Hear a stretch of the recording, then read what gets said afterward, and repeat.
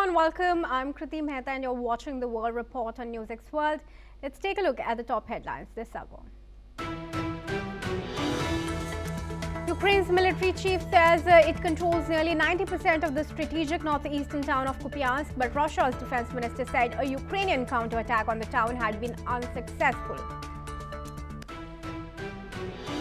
Italian Prime Minister Giorgia Meloni said on Wednesday she was not ready to back a trade agreement between the European Union and the South American trade bloc Mercosur, dealing a blow to hopes of finalizing the deal in the coming days. The European Parliament approves an European Union deal to delay its anti-deforestation law by a year until December 2026, clearing the penultimate legal hurdle before the delay can pass into law. Warner Bros. Discovery's WVDO board rejected Paramount Skydance's $108.4 billion hostile bid, saying it failed to provide adequate financing assurances. Doctors in England begin a 5-day strike today over pay and working conditions during a surge in flu cases, and with no end in sight to an increasingly bitter dispute with the government.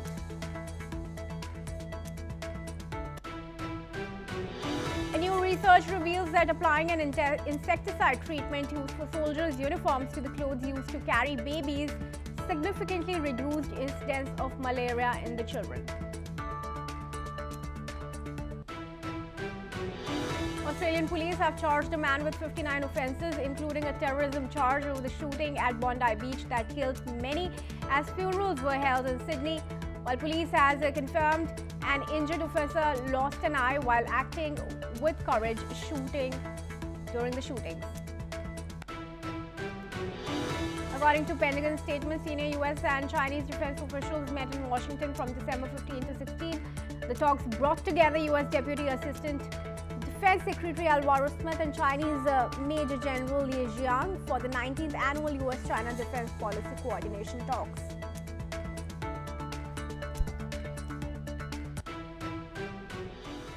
And viewers, let's start the bulletin with the top story. President Vladimir Putin says Russia will certainly achieve its goals in Ukraine, warning that Moscow will use military means to liberate its land if Kyiv and what he called its Western masters abandon dialogue.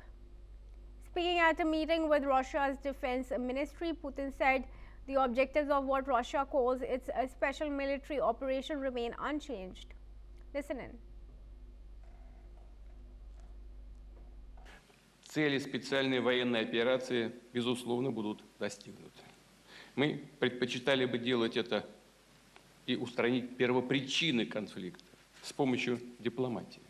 Если же противоборствующая страна, их зарубежные покровители от разговора по существу откажутся, Россия добьется освобождения своих исторических земель войной.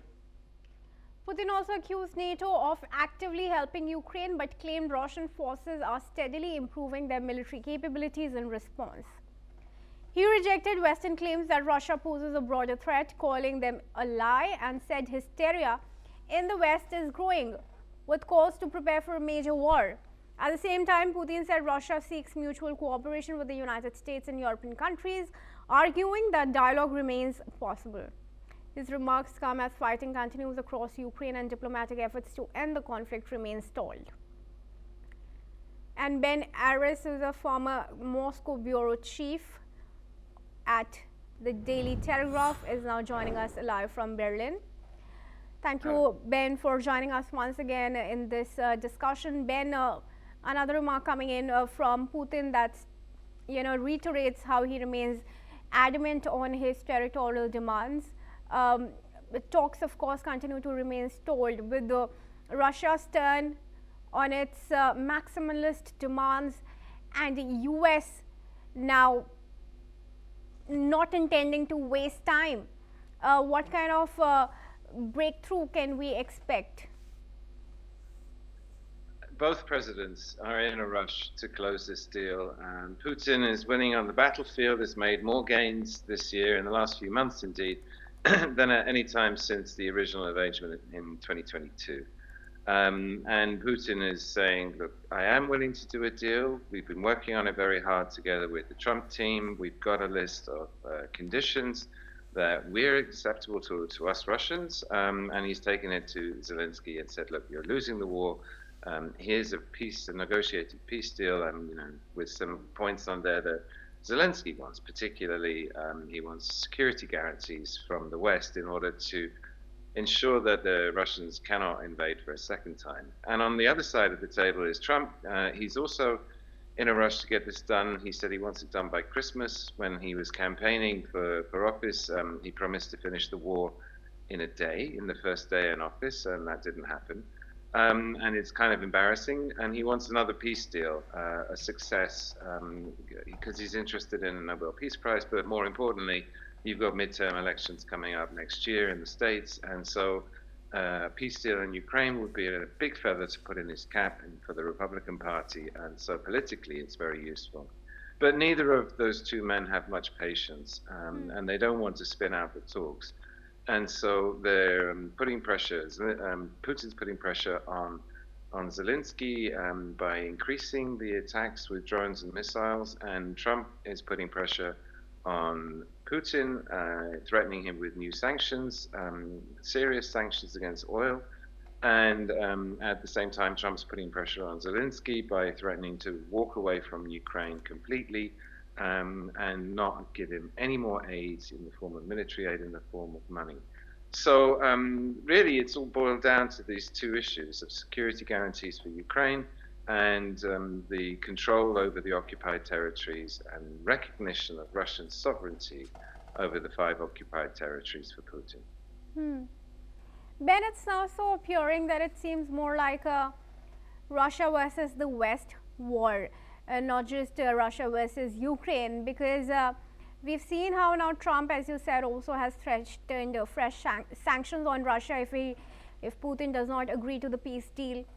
Additionally, there are countries, Germany and Norway, that have pledged more military aid to Ukraine.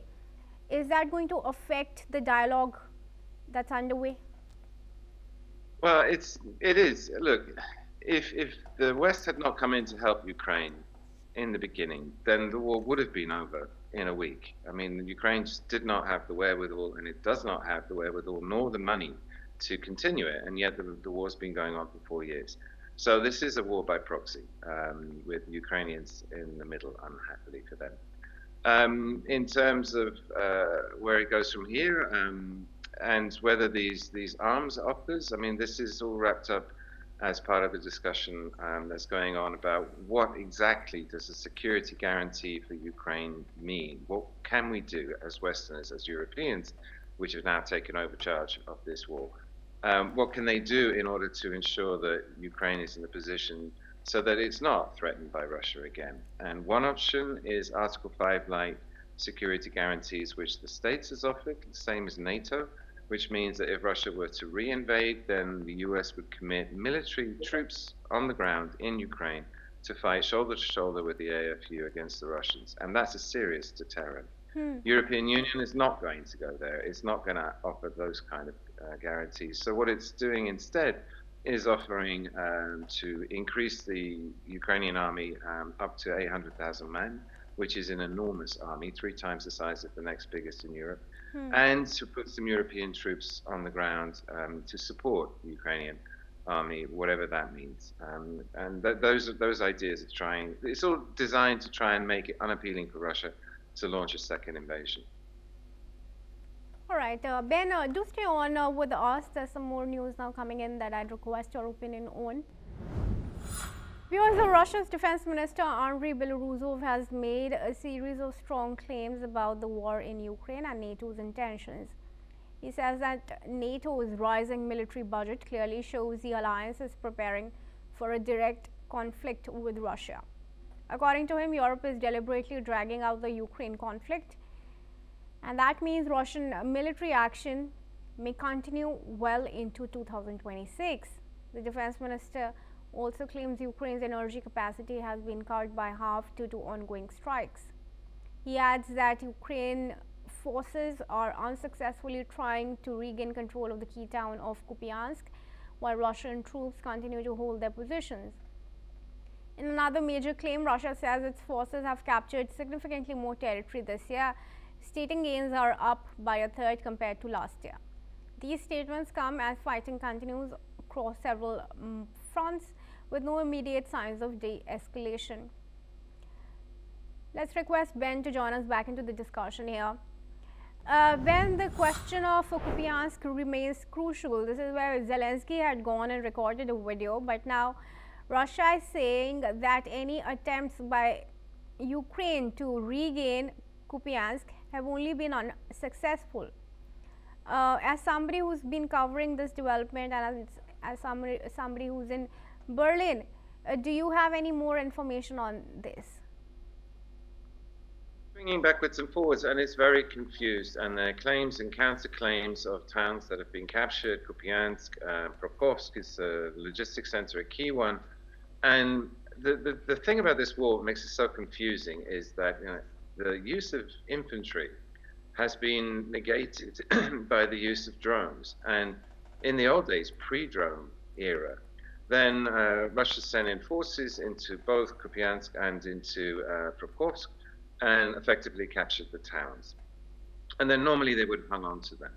But what happens today is that the Ukrainians have large amounts, they have several million drones and these very effective drone operators.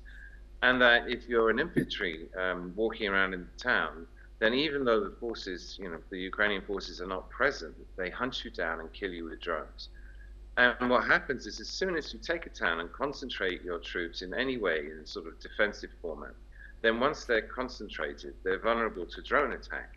And so what we're seeing is like the Russians did take both Kupiansk and Prokofsk, but then the Ukrainians bring up their elite drone units and start killing all the soldiers who are holding the town and then launch a counterattack.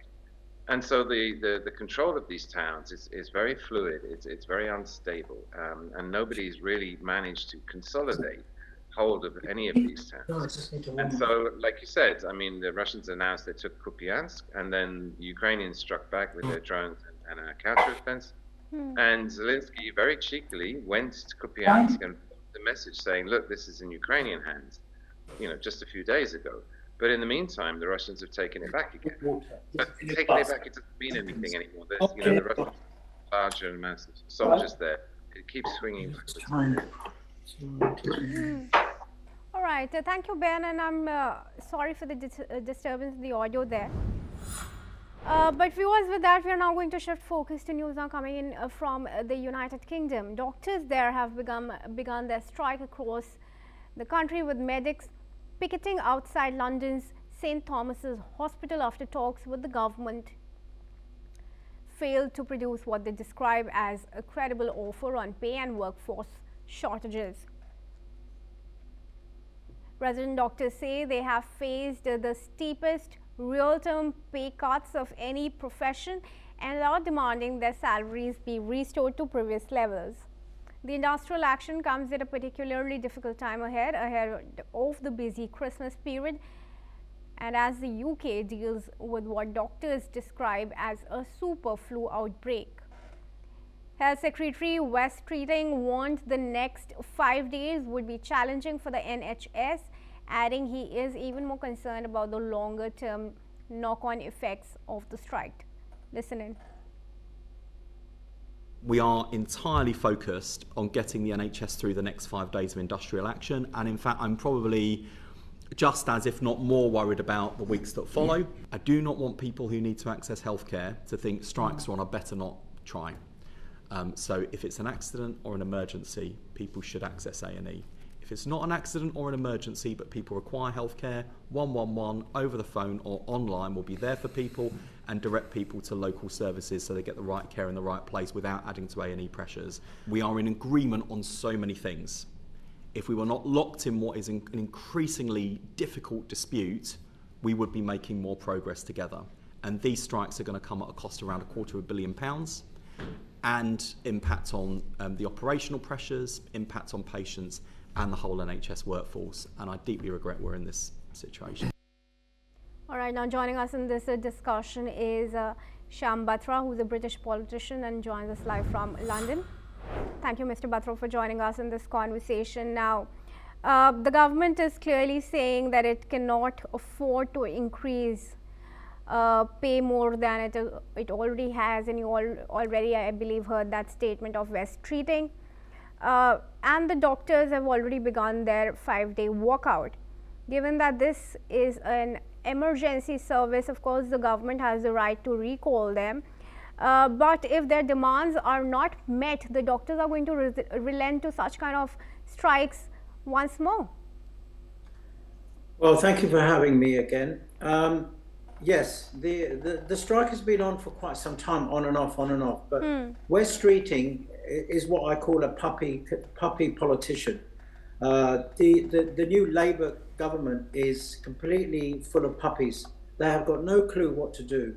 When something like this happens in a pandemic and a flu, everyone's calling it a super flu pandemic. It may be a COVID for all we know, number 2. And it seems to be increasing rapidly day by day.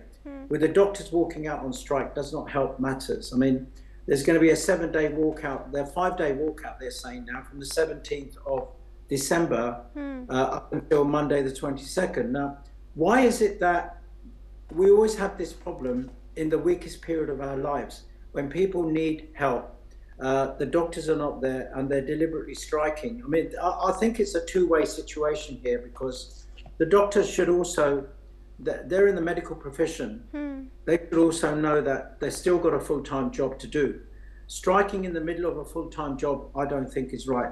And I blame the unions if there are unions involved in this. But the government should have a heavy hand and get in there and get them sorted, because we've got very bad pandemics going on in this country. People are already wearing masks here. A lot of people are scared to go out to even parties, events, etc., and everything else. So what do we do? I mean, it's all well and good him saying just now, oh, go to accident and emergency. Does he not know that accident and emergency and everything is full up to the brim all throughout the country? They need to come to a solution. And I urge the government to wake up and give them what they need for now. Let them get on with things, because we need doctors, we need hospitals, we need this presence, we need the ambulances. This is not just about the doctors, this is going to culminate into a deeper position. Certainly. So, but what's going to end the stalemate? Does the government have the money to pay the doctors? Of course they have the money. They can pay Ukraine tomorrow £600 million, just like that, flick of a finger. You know, it's disgusting, it's diabolical. But when it comes to our services, our people, they can bring in migrants off the sea and put them into 5-star hotels. What about us? What about the people that are sick, the children? Are we not caring about the women and kids? The government is a puppy government, as I said to you. They don't even know what they're doing from their left elbow to their right elbow. What makes you think they're going to do anything? And having a stalemate, someone has to give in. It's not about winning or losing. It's about saving our country, protecting our people. They're not doing it. This is why this government is very weak from the top up to the bottom. They have a completely weak government, 600 MPs. What do? They don't even go to see their constituents. How do you think West Streeting is going to deal with the government situation of doctors striking? They could have come to a very amicable agreement in the meantime. Please work while we sort this out. Instead of striking, it does damage to the whole country. All right. Well, for now, thank you, Mr. Batra, for joining us, speaking to us. And with that, we're now going to move on. Now, Japan's Prime Minister Sanae Takaichi says Tokyo is keeping the door open for talks with China, even as tension over Taiwan rises. Takaichi says that China remains an important neighbor and Japan wants stable and constructive ties. She stressed that Japan is always open to dialogue and is not shutting its door on Beijing. China-Japan relations turned tense after Takaichi earlier suggested Japan could step in militarily if Taiwan comes under attack. China, which claims Taiwan as its territory, reacted sharply and urged its citizens to avoid traveling to Japan. Tension has also spilled into the military sphere.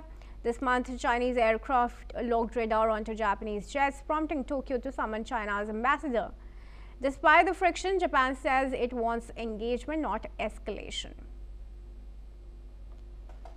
And now joining us in this discussion is the retired Major General Dr. Rajan Kochar, who's an international relations and defense expert and joins us live from New Delhi.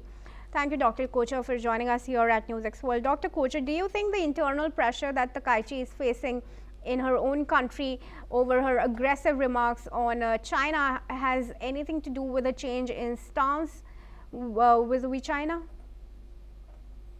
You see, you have to look at the overall picture when you talk about geopolitics and when we talk about relations between the two countries.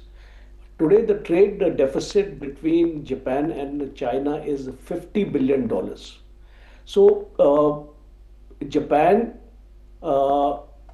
China is the largest trading partner of Japan. So, one thing we have to bear in mind when we have or when we want to improve relations with a nation, the economic factor also becomes very important because your economy is linked with China's exports to you. And a similar example is India, because we have $100 billion, they have got $50 billion, so it's almost half, but that's also a sizable number. So that is one aspect where Japan would like to normalize relations with China, notwithstanding the hegemonistic tendencies of China in the East China Sea, especially Senkaku Islands is a bone of contention between two countries. Taiwan is a bone of contention because if you see Okinawa, gets directly threatened in case China takes over Taiwan. So that is a problem for Japan. The next problem Japan faces is that Japan is an ally of the United States. And United States and Japan do not see eye to eye with each other on most of the issues. Japan is part of Quad also, and Japan is also dependent on China today for semiconductors, rare earth materials, and pharmaceuticals. So this is a very, very critical supply chain, I will actually call it, because there is no alternatives available.